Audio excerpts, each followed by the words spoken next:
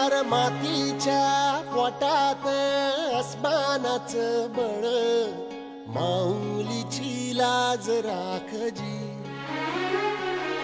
या विनमिनत्या दिव्याला तू